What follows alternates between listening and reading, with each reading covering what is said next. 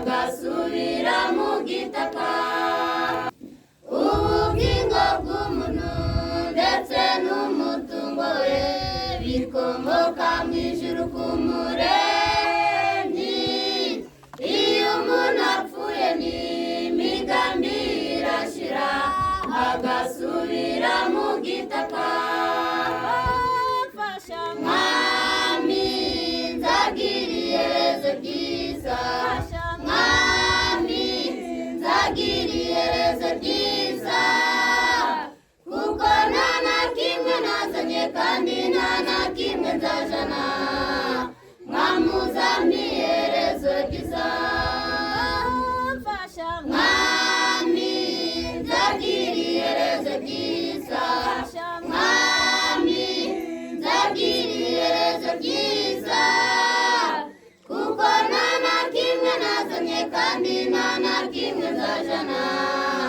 Mwami uzampa iherezo ryiza.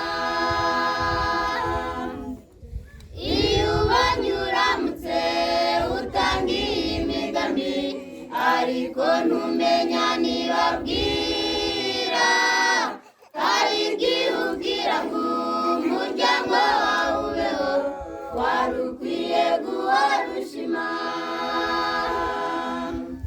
Iyo ubonye uramutse utangiye imigambi ariko ntumenya nibabwira, hari igihe ubwira ngo umuryango wawe ubeho, wari ukwiye guhora ushima.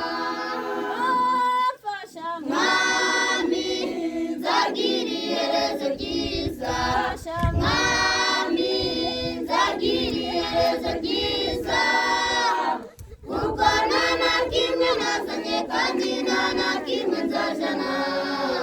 Mwami uzampa iherezo ryiza,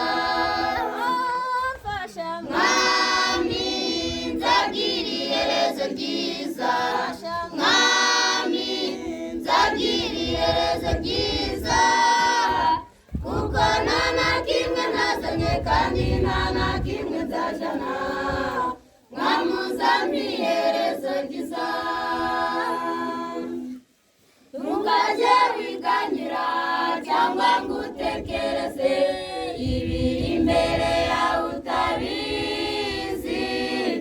Imana yakuremye igufitiye umugambi, jya uyisaba izagusubiza.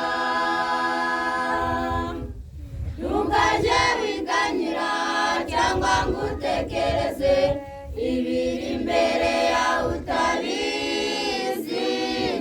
Imana yakuremye igufitiye umugambi, jya uyisaba izagusubiza.